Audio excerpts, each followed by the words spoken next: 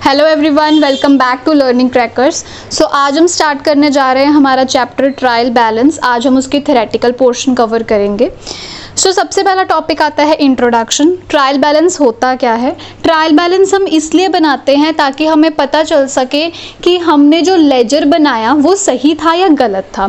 हर एक डेट के अकॉर्डिंग हम अर्थमेटिकल एक्यूरेसी मतलब प्रॉपर वे से देख सके कि जो हमने लेजर में एंट्रीज करी थी वो सही करी थी या गलत करी थी।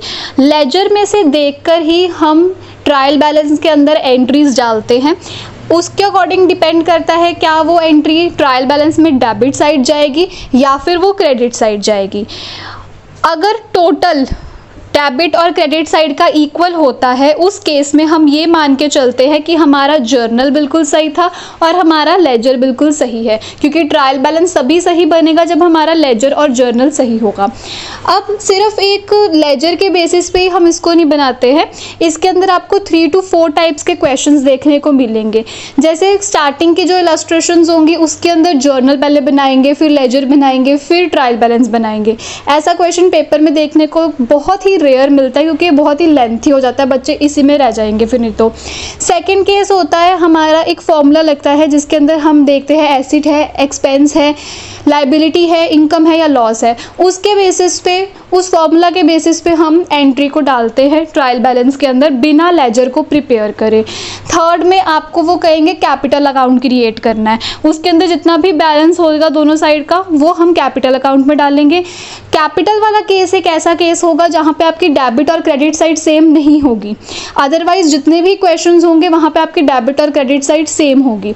और एक फोर्थ केस बनता है जहाँ पर आपको ट्रायल बैलेंस ही दिया होगा, बस कुछ एंट्रीज उन्होंने उल्टी डाली होंगी, मतलब जो डेबिट में आना चाहिए वो क्रेडिट में डाला होगा, जो क्रेडिट में आना चाहिए वो डेबिट में डाला होगा, अदरवाइज सारा कुछ हमारा सेम होगा। बस एक कैपिटल वाला क्वेश्चन ऐसा होगा जिसके अंदर डेबिट और क्रेडिट साइड हमारी सेम नहीं होगी, अदरवाइज बाकी जितने भी रेस्ट ऑफ द 3 केसेस हैं उनके अंदर हमारी दोनों साइड्स सेम होंगी। नेक्स्ट आता है मीनिंग। ट्रायल बैलेंस एक ऐसी स्टेटमेंट है जो जितने भी बैलेंसेस आते हैं लेजर अकाउंट में, हमने देखा था ना कि हम दोनों साइड्स को कैलकुलेट करते हैं, जितना बैलेंस आता है फिर हम उसको पहले कैरी डाउन करते हैं फिर ब्रॉड डाउन करते हैं। वो ही जो ब्रॉड डाउन वाला आपका होता है वो हम लेजर से उठा के ट्रायल बैलेंस के अंदर डालते हैं बैलेंस को, ये देखने के लिए ताकि हमारे जो डेबिट साइड है टोटल और क्रेडिट साइड का टोटल क्या वो इक्वल आ रहा है या फिर नहीं आ रहा। जो ट्रायल बैलेंस की लिस्ट है वो सारे लेजर अकाउंट्स से ही बनती है।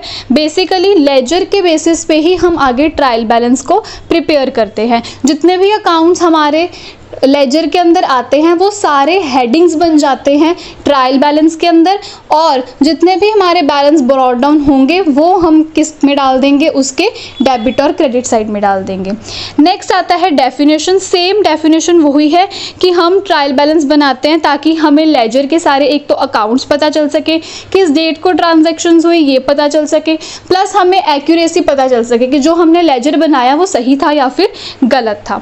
आगे नेक्स्ट टॉपिक आता है इसके फीचर्स। सबसे पहला फीचर है लिस्ट ऑफ बैलेंसेस। मैंने आपको इंट्रोडक्शन पार्ट में ही बताया था कि जो हमारा ट्रायल बैलेंस होता है वो लेजर के बैलेंस से बनता है, जहां बैलेंस ब्रॉड डाउन होगा वहीं से हम उसको उठाकर अपने ट्रायल बैलेंस में पोस्ट कर देंगे। तो यहाँ पर ये एक लिस्ट है जितने भी बैलेंस बच जाते हैं हमारे लेजर के अंदर उसमें से। अब लेजर में हमने एक क्वेश्चन करा था जिसके अंदर दोनों साइड्स इक्वल थी, उस टाइम में वो जो हेडिंग होगा वो हमारा ट्रायल बैलेंस के अंदर नहीं जाएगा क्योंकि वहां पर दोनों ही साइड्स इक्वल हो चुकी थी। सेकंड आता है outcome of double entry system. ये डबल एंट्री सिस्टम का पार्ट नहीं है। अब double entry book keeping system क्या होता है ये हमने इंट्रोडक्शन में क्लियर करा था। अगर आपने वो वीडियो नहीं देखी पहले जाके वो वीडियो देखो, आपको पता चल जाएगा डबल एंट्री सिस्टम होता क्या है। अदरवाइज ये क्या है, डबल एंट्री सिस्टम का आउटकम है, मतलब उससे जो निकला हुआ है वो ट्रायल बैलेंस होता है, ये उसका हिस्सा नहीं है, बस उसका रिजल्ट मान लो रिजल्ट होता है। थर्ड आता है can be prepared on any date. अब इसका कोई लॉजिक नहीं है कि हमने इसी पर्टिकुलर डेट को ट्रायल बैलेंस बनाना है, आप इन बिटवीन कभी भी ट्रायल बैलेंस बना सकते हो, कोई हार्ड एंड फास्ट रूल नहीं है उसके अंदर।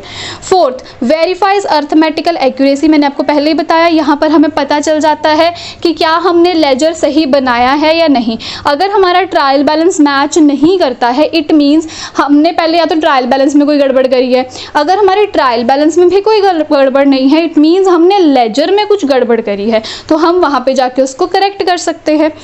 फिफ्थ आता है not conclusive evidence of accuracy. अब यहाँ पर हमें सारे एरर्स पता नहीं चलते हैं, कुछ एरर्स ऐसे होते हैं जो अगर हम कर भी लें तो भी हमारा ट्रायल बैलेंस इक्वल आएगा। जैसे इसके अंदर मेंशन 2 एरर्स करे हुए हैं। एरर ऑफ प्रिंसिपल, हमने चैप्टर करा था, उसके अंदर हमने सारे प्रिंसिपल्स करे थे, वो करे थे, कन्वेंशंस, कॉन्सेप्ट्स करे थे। अगर हम कोई भी प्रिंसिपल में एरर कर देते हैं, उस टाइम पे हमारे ट्रायल बैलेंस में कोई फ़र्क नहीं पड़ता। या फिर कंपनसेटिंग एरर क्या था, 500 ही मेरा डेबिट होना था और आगे जाके 500 ही मेरा क्रेडिट होना था, तो वहाँ पे तो वो कंपनसेट होगा अगर मैं उसको ऑपोजिट भी डाल दूँ, डेबिट वाले को क्रेडिट कर दूँ और क्रेडिट वाले को डेबिट कर दूँ। फिर भी आना तो 500 ही था, तो वो क्या हो जाएगा, उस केस में मेरा बैलेंस हो जाएगा, जिसके कारण कोई फ़र्क नहीं पड़ेगा ट्रायल बैलेंस में। जब ट्रायल बैलेंस में फ़र्क नहीं पड़ेगा तो हमें पता नहीं चलेगा कि लेजर हमने सही बनाया था या गलत बनाया था। नेक्स्ट टॉपिक आता है ऑब्जेक्टिव्स। सबसे पहला, to ascertain the arithmetical correctness of ledger account. यहाँ पर हम देखते हैं लेजर अकाउंट सही बन रहा है या गलत बन रहा है, जो हमने प्रीवियस पार्ट्स में भी देखा वही चीज़ इसमें आती है। Second, to help in the preparation of final accounts. अब ट्रायल बैलेंस की हेल्प से ही हम हमारे फाइनल अकाउंट्स बनाते हैं। फाइनल अकाउंट्स में हमारे पास 3 चीज़ें बनती हैं, ट्रेडिंग, प्रॉफिट एंड लॉस और बैलेंस शीट। इनकी तीनों को हम ट्रायल बैलेंस में से अमाउंट्स को देखकर ही प्रिपेयर करते हैं। Third, summary of each account. यहाँ पर हमें हर एक अकाउंट की समरी मिल जाती है। अब जैसे मैंने आपको पहले बताया था, अगर मेरे को किसी भी कैश अकाउंट को देखना है, किसी को भी देखना है, तो मैं जर्नल खोल के नहीं बैठूंगी, मैं लेजर में से देख लूँगी। अब अगर और क्विकली मुझे रिजल्ट चाहिए तो मैं लेजर भी नहीं देखूंगी, मैं ट्रायल बैलेंस देखूंगी कैश अकाउंट इतने अमाउंट से हमारा डेबिट हो रखा है, ठीक है। फिर उसके बाद मैं देखूंगी सैलरीज अकाउंट इतने अमाउंट से हो रखा है, तो वो भी आपको एक समराइज्ड फॉर्म में फटाफट बता देता है कि आपके पास कौन कौन से हेडिंग्स अवेलेबल है, कहाँ कहाँ आपकी ट्रांजैक्शंस हो रही है, किस अमाउंट से हो रही है, क्या वो डेबिट हो रहा है या फिर वो क्रेडिट हो रहा है। ईच एंड एवरी इन्फॉर्मेशन आपको ट्रायल बैलेंस से मिल जाती है। Third, summary of each account. On the other hand side आपको समरी मिल जाती है कि हमारे कैश में इतना अमाउंट पड़ी है, हमारे पास हमने इतनी सैलरीज दे चुके हैं, इतना हमारा खर्चा हो चुका है, इतनी हमारी लाइबिलिटीज़ पड़ी हैं, सब कुछ आपको एक समराइज्ड फॉर्म में मिल जाएगा। Fourth, to help identify errors. अगर कोई गलती हो जाती है और वो लोकेट भी हो जाती है तो हम पीछे जाके अपना लेजर प्लस अपने जर्नल में वो सुधार सकते हैं, जिससे हमारे आगे फाइनल अकाउंट्स में कोई भी फ़र्क नहीं पड़ता, वहाँ हम सही हो जाते हैं। लास्ट टॉपिक आता है इसका लिमिटेशंस। लिमिटेशन क्या है? सबसे पहले एरर ऑफ प्रिंसिपल। मैंने आपको पहले ही बताया, अगर हम प्रिंसिपल सही से नहीं लगाते, जो हमने चैप्टर में पढ़े थे प्रिंसिपल्स, अगर आपने वीडियो नहीं देखी तो आप देख सकते हो। सो जो हमने प्रिंसिपल्स पढ़े थे, अगर उनके अकॉर्डिंग हम काम नहीं कर रहे हैं या कोई किसी में गलती हो जाती है, किसी को पता नहीं चलता इसको डेबिट करना है या क्रेडिट करना है, उस केस में आपका एरर आइडेंटिफाई नहीं होगा, आपको पता नहीं चलेगा कि कुछ गड़बड़ हुई थी या नहीं हुई थी। Second, compensating error. ये भी हमने पीछे देखा था कि कुछ अमाउंट मैंने डेबिट भी 500 करनी थी, क्रेडिट भी 500 करनी थी, लेकिन मैंने दोनों को अपोजिट कर दिया, मतलब डेबिट वाली को क्रेडिट कर दिया और क्रेडिट वाली को डेबिट कर दिया। उस केस में नील इफेक्ट हो गया, 500 तो 500 के साथ कट गया, ठीक है। तो कंपनसेटिंग एरर हो जाता है, इसमें भी हमें कुछ भी गलती का पता नहीं चलता है। थर्ड आता है complete omission of transaction. Omission का मतलब क्या होता है? एंट्री ही भूल के डालनी, ठीक है, एंट्री डाली हो ही नहीं, उस केस में भी आपका कोई ट्रायल बैलेंस में फ़र्क नहीं आएगा, सब कुछ सही चलता रहेगा। Fourth, double recording of transaction. किसी चीज़ को मैंने twice of the time record कर लिया, 2 बार रिकॉर्ड कर लिया, एक बार आना था लेकिन 2 बार गलती से रिकॉर्ड कर लिया, इस केस में पता नहीं चलेगा कि गलती हुई है या नहीं हुई। Fifth, correct amount posted to the wrong account. सही अमाउंट डाली, बस मैंने अकाउंट गलत डाल दिया, सही डेबिट करा, सही अमाउंट से करा, बस हेडिंग जो थी, अकाउंट जो था, वो सैलरी की जगह मैंने वेजेस में डाल दिया, ठीक है। तो यहाँ पर भी क्या होता है, एरर का पता नहीं चलता है। Next, sixth, wrong amount recorded in the books of original entry. मान लो मैंने जर्नल और लेजर में ही गलत अमाउंट डाल दी, तो मेरा ट्रायल बैलेंस में तो कोई फ़र्क आएगा ही नहीं, क्योंकि मैंने शुरू से ही गड़बड़ करती आ रही हूँ। मैंने 500 डालना था, 500 की जगह मैं 5000 डालना शुरू कर दिया, ठीक है। वो स्टार्टिंग जर्नल में भी 5000 था, उसमें लेजर में भी 5000 था, प्लस ट्रायल बैलेंस में भी 5000 था। उस केस में तो हमें पता चलेगा ही नहीं कुछ गलत हुआ है या नहीं हुआ है। अब यहाँ पर मैंने एक चीज़ बोली सैलरी या मैंने वेजेस में डाल दिया।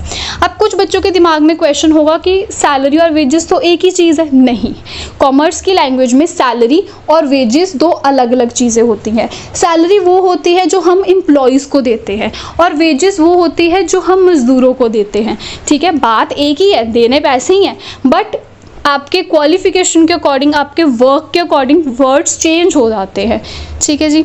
तो ये सैलरी और वेजेस में क्या फ़र्क है, किसको कहाँ डालना है, ये हम आगे फाइनल अकाउंट्स में करेंगे। अभी के लिए इतना नहीं सोचेंगे कि क्या होता है, तो अभी हम ट्रायल बैलेंस पे ही फोकस करते हैं। सो आज की इंट्रोडक्शन वीडियो थ्योरेटिकल पोर्शन में इतना ही। कल से हम स्टार्ट करेंगे इसके प्रैक्टिकल क्वेश्चंस। आई होप आपको वीडियो समझ आई होगी। अगर आपको कोई भी पॉइंट समझ नहीं आया है तो आप कमेंट सेक्शन में पूछ सकते हो। अब मिलते हैं नेक्स्ट वीडियो में, तब तक के लिए ऑल द वेरी बेस्ट।